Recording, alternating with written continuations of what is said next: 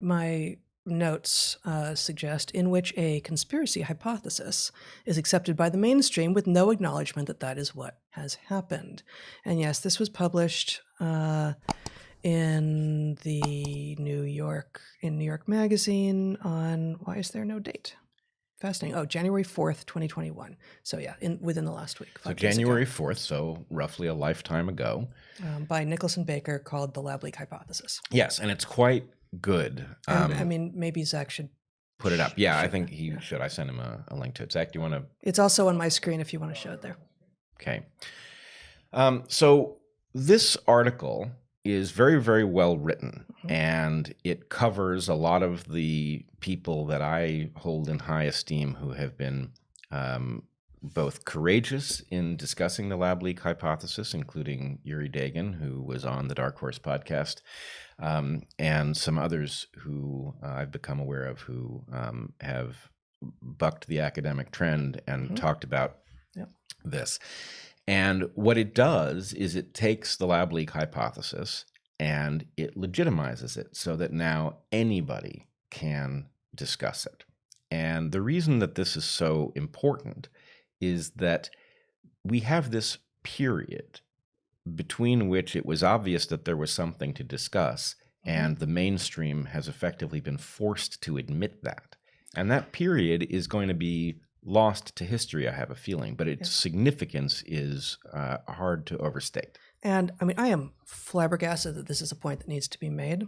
But when you say there's a period during which, between which it was obvious that there was something to be discussed, and now it's entered the mainstream, and so we're sort of allowed to discuss it. And this is a period that lasted well more than half a year. Because we began talking about it on this podcast in April of 2020. What you said is exactly right, but this nuance, which is not really nuance, will be missed by some people. It is obvious that there was something to be discussed. What you have said is not. It is obvious that it is true. This is, in fact, your distinction between theory and hypothesis, right? That the idea that it is a possibility that we should be considering on the table, as opposed to we've got an idea that is true. It's that this is there was an animal in the market in Wuhan, and that's the origin of this virus. That is the only thing we're allowed to consider. At the point back in April, May, June, etc. of last year, that you had scientists, no less, credentialed scientists working as scientists, earning their pay as scientists, who said there is one and only one possible explanation for where this virus came from, and for you to think anything else is irresponsible. That right there is anti-scientific.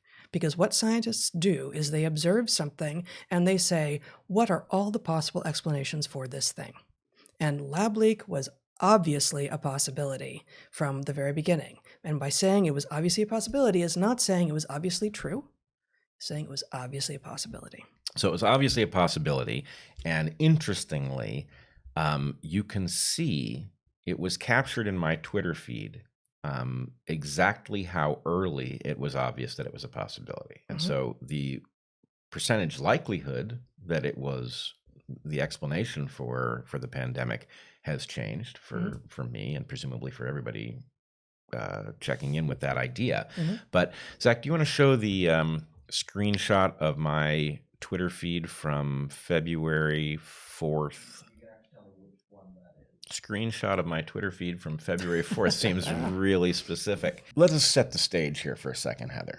You and I were in the Amazon. So this is February 4th, 2020. February 4th. This is like less than a week after we got back from Ecuador. I think I was hoping you'd know the exact date offhand. Maybe you don't. But which date? Date of what? That we left the Amazon, the date at which we went from being completely without communication in Yasuni in Ecuador to returning. I mean, cell phone reception again becomes possible at the military checkpoint when you are transitioning back to the town affectionately known as Coca. That's going to have been January 24th.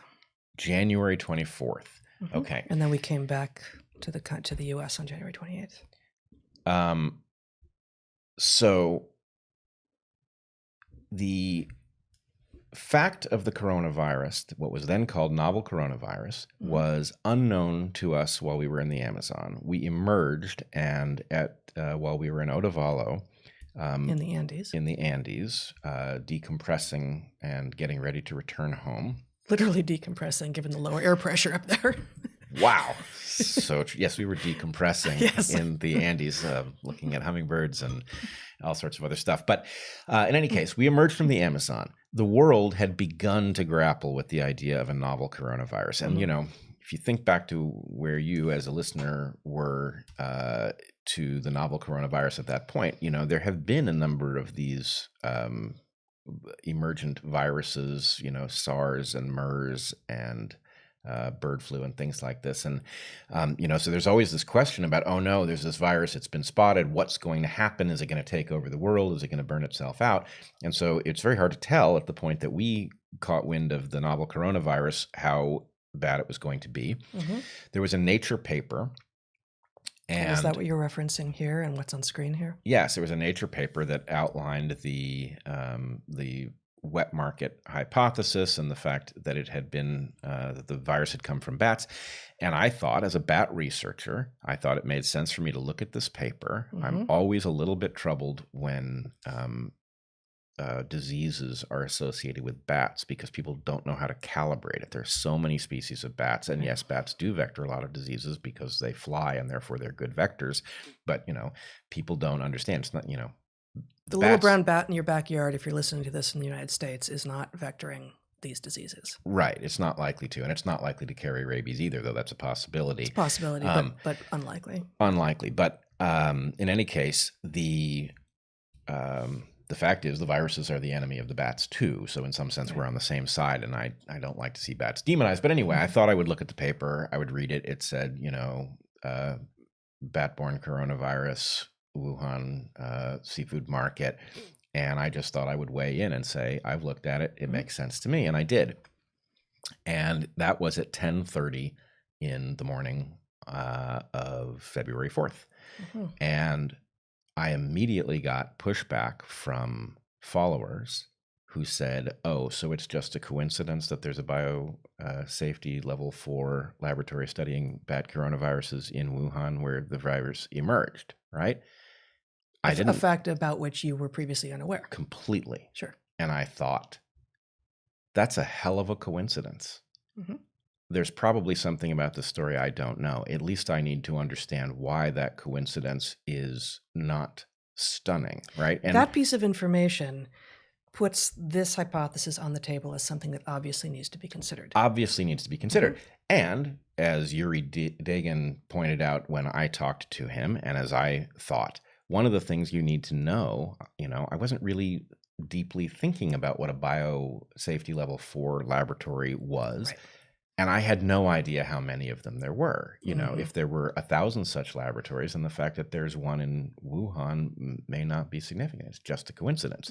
You know, if there's one and it happens to be in Wuhan, it's a spectacular coincidence. And it happens there are a handful. But that one of the 2 primary ones studying bat-borne coronaviruses in Wuhan is certainly a stunning fact. And many, many of us who are on the heterodox side of this question have had this exact same experience, which is as soon as you realize that Wuhan is the location of such a lab, that it was studying exactly these viruses, and it is the first place that humanity becomes aware of this virus, you know that if you're an honest broker, you know that there's something that has to be considered. Yeah. So this magazine article that's out this week in the New York Magazine cites a piece from 2012 is published in the Bulletin of Atomic Scientists, which I would love to read just the first 2 paragraphs from because it's directly relevant here. So 2000, sure, if you want to, it's on my screen. It's called The Unacceptable Risks of a Man-Made Pandemic by Lynn Klotz and Edward Sylvester. For those of you looking, I don't know why the first paragraph is partially replicated, so I'm reading the first 2 paragraphs, even though it looks like I just skipped one. Now that world attention finally has been focused on the potentially human contagious H5N1 Asian bird flu virus, remember this is written in 2012, the international research community should take steps to deal with 3 other potential pandemic pathogens. 2 are among history's nightmares: smallpox, which killed or maimed millions of people over centuries as it ravaged the world, and the resurrected 1918 pandemic flu virus, which may have killed 50 million people worldwide over just 2 years. The third is severe acute respiratory syndrome, or SARS, a newcomer that proved how lethal it could be in one natural outbreak during 2002 and 2003, when it killed 9.6% of those it infected, a fatality rate almost 4 times higher than the 1918 flus. These potential pandemic pathogens, or PPPs, pose a danger that goes well beyond the potential of other hazardous microbes that have made the news.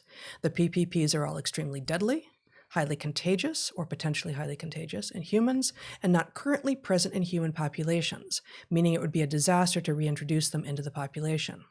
Of the three, smallpox, researched at only 2 facilities in the world by international agreement, poses the smallest threat of laboratory escape. At Russia's Vector and the U.S. Centers for Disease Control, lab workers have been vaccinated to prevent infections to themselves that might spread to others outside the lab.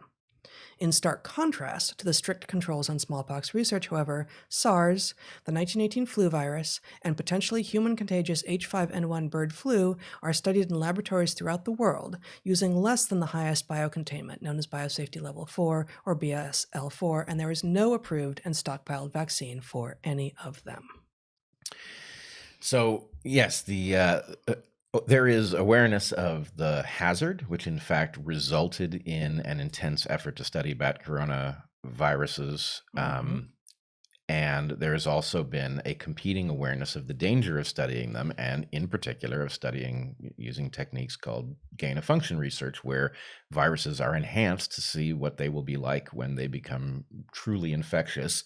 And the hypothesis, the lab leak hypothesis, I think for all of us who have tracked it carefully, is not, there is a version of it in which the virus simply ends up in a laboratory and unmodified escapes from the laboratory into the world. That's very unlikely to be true, because the virus that would have ended up in that laboratory would not have been highly transmissible between people. And if there's one thing you can say about SARS-CoV-2, it's that it is highly transmissible between humans, right? It's a trick it's very, very good at. And so the question is, where did that happen? And while possible, the idea of this virus happened to be in a lab that was unmodified is less parsimonious than this virus was out in the wild and transmitted without having an intermediate step in a lab.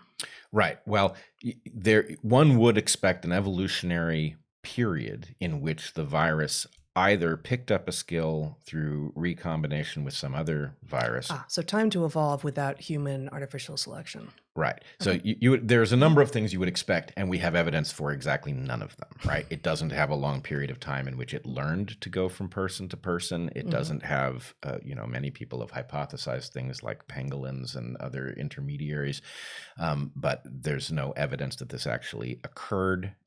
So anyway, there's a whole lot of mystery. But what I wanted to point out about these screenshots is that they actually happen to document a thought process and give it a timestamp. So February 4th, 10:30, I tweet, I have looked at the Nature paper cited here and the evidence that the novel coronavirus came from bats, possibly Rhinolophus affinis, or another species. Sorry, it's at a distance. It's hard for me to read. Or another species that shares roosts with it, is fairly compelling. How it jumped to humans is less clear, but wet markets are likely. Okay, that was 10:30. By my next tweet, which was 11:29, I said several followers have pointed to a competing hypothesis, and the Nature paper does not allow us to distinguish between the two. The virus likely comes from bats. That much is true. The bushmeat trade is dangerous. Also true. Those things may well be unrelated in this case. Now, my reference to the bushmeat trade is obliquely about HIV, which the best explanation for how HIV ended up in humans is basically chimp butchery that resulted in the virus transmitting to a human. So in any case, that's less than an hour by 1 minute, right? Between your two. Between my two tweets. The fact of the BSL-4 lab in Wuhan is sufficient to raise the skepticism of an honest broker thinking in a scientific mode.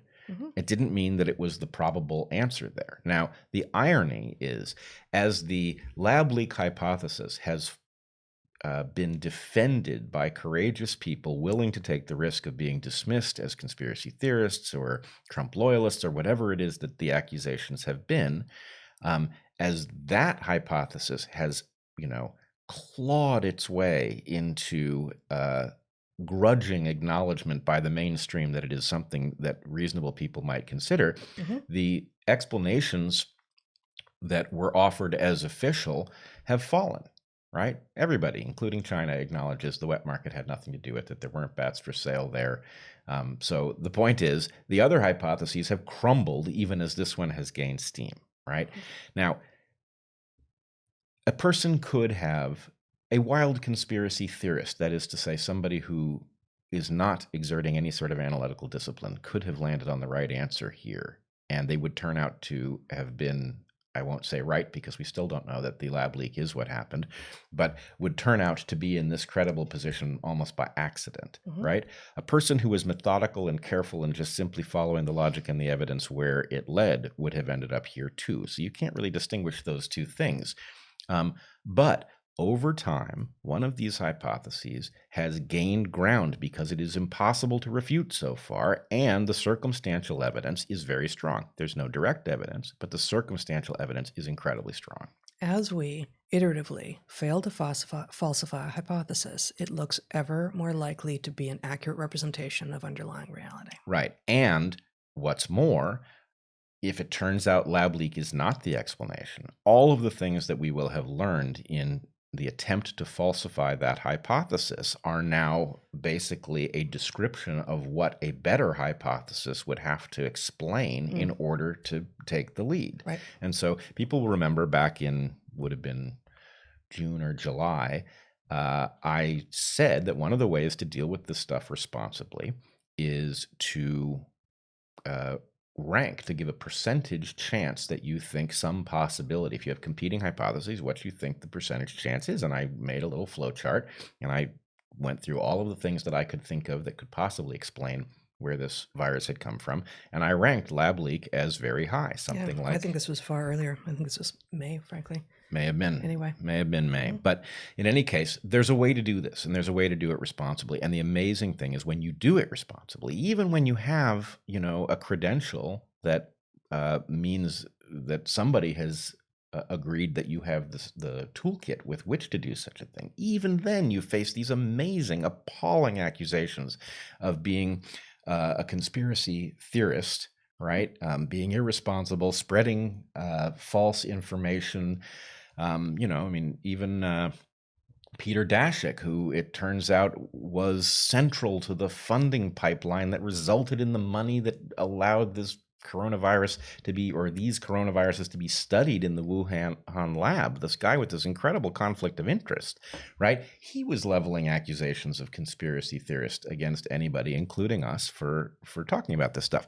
So the point here is two things. And as usual, follow the actual conflict. It's easy to accuse people of having secret financial connections, and some people presumably do, or being grifters or whatever. But when there's a known conflict of interest by someone who is accusing other people of spreading information for which there was no support, but you can actually point to the support or the failure to falsify, well then, the conflict of interest speaks really loudly.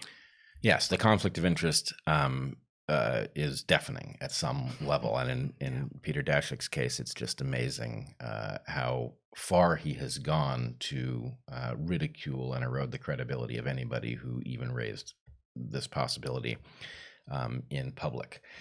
But so this comes up here for two reasons. One, this is the week in which this hypothesis has become mainstream, and suddenly you should expect a very different level of conversation about it, because effectively people have been signaled that it is now safe to acknowledge the obvious, right? Safe to acknowledge the obvious. Now, how many topics do we face this kind of situation? Why is it ever unsafe to acknowledge the obvious? Ever? Gosh, I just have this image of someone peering out from a storm cellar door. Is it safe to acknowledge the obvious? Right. Is it safe to acknowledge the obvious? Is it safe, to acknowledge that men and women are different phenomena? Well, we'll get back to you, right? Yeah. Not all that safe at the moment. Maybe we'll get there. But the question really, and the interesting thing, this is just happenstance that this arises in the same week as the insurrection at the Capitol. And if need be, I will defend that word in a moment here. But the insurrection at the Capitol, and what may be much more important, which is the downstream, at least narrative consequences. So things have been moving incredibly fast in the last day, and ostensibly that is the result of the invasion of the Capitol building. Some of it can't possibly be. I frankly didn't have enough time in becoming aware of the fact of a new anti-terrorism bill that is ostensibly the result of or responsive to the events at the Capitol. I wasn't able to look at it, but this can't possibly be responsive. It has to have been ready to go in large measure, and then some giant, many page bill that someone is arguing was created in response to what happened on Wednesday. That is my understanding. I don't know anything about this story. Well, the number I've seen was something like 20,000 pages. Now that could just be rumor, and I'd like somebody to validate that. I went looking for it, and time ran out on me before the live stream. But nonetheless, yes, there does appear to have been a lot of stuff ready to go. And then the events at the Capitol seem to have created pretext for it to be unleashed. And what I want our listeners to do is to keep what has happened with the lab leak hypothesis, and then what has, the latest chapter is it has gone mainstream. I want them to keep that in mind as they try to grapple with what is taking place ostensibly as a result of an egregious breach at the Capitol building.